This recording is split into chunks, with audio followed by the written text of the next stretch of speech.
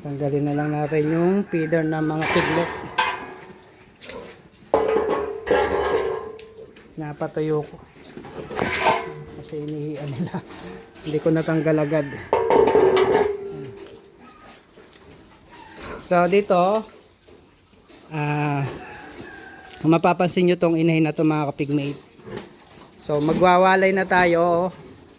Malaki pa rin yung inahin natin. So hindi pumayat. So, yung nakarang inahin natin, yung sinabi ko sa inyo, yung si LC, na sabi ko babaguhin ko na yung diskarte o yung para natin sa pagpapakain sa inahin pag may anak, kasi pumapayat yung inahin natin. So ito winalayan natin. Itong dalawang to, parehas to pumayat mga kapigmate. Ito, naka-recover na siya. So napakapapayat na mga to. So naka-recover na siya. So ito ay hindi pa nakaka-recover, pero siya ang unang naglandi. Ito namang isa, naglalaga siya ng balahibo, pero pure feeds naman tayo ngayon. Pure feeds ang pinapakain natin sa inay natin. Pag bukas nag-standing hit to, papayay na rin natin yan. Ito nakaka-recover na, ganda na ng katawan, no?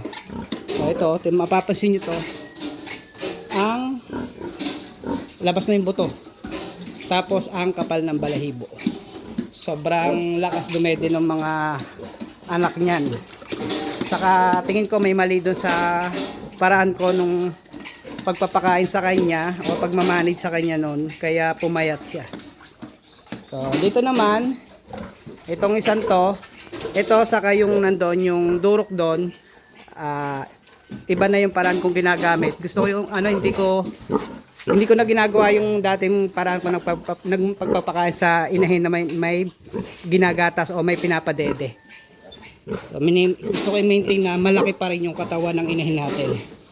Ayan, ito, makapalang balahibo, pero malaki pa rin. Ito yung mga anak niya, may isang maliit. Ito yung 9 heads.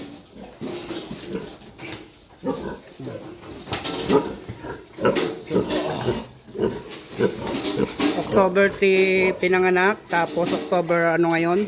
October 14. So 11 days na sila. Ayan.